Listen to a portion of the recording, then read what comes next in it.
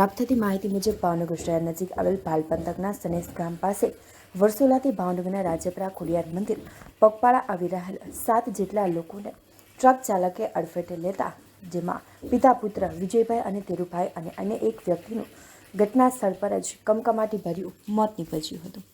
ત્યારે આ રોડ પર હજારોની સંખ્યામાં ઉત્તર અને દક્ષિણ ગુજરાતમાંથી લોકો પદયાત્રા કરીને ભાવનગરના રાજપરા ખોડિયાર મંદિરે માતાજીના દર્શને આવતા હોય છે.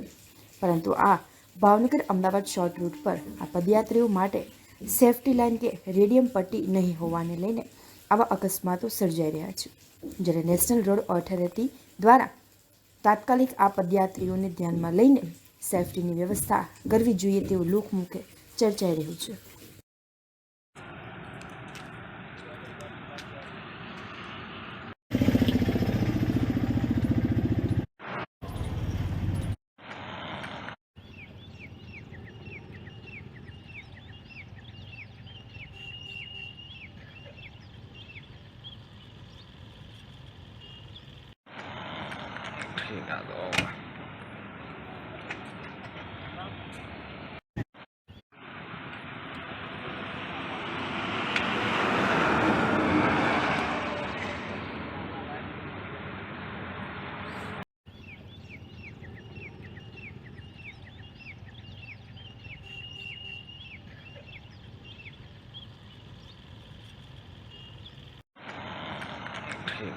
દાદા, પહેલાં તમારું નામ?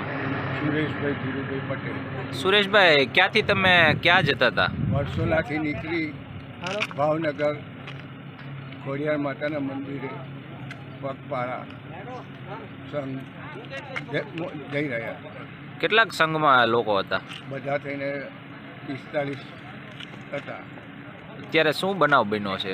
હવે અત્યારે અમને જે એના ઉપર સાઈડે બેઠેલા હતા અને કોઈ સાધનવાળો ઠોકીને જતો રહ્યો. કેટલા જણાના મોત થયા છે અને કેટલા જણાને ઈજા થઈ છે? 3 જણા એ છે અને 4 જણા ઈજાગ્રસ્ત. હા, જે મોત થયા તેમના નામ આવડે છે? શું નામ છે? નામ બકાભાઈ છે. અને એ બકાભાઈ પટેલ છે.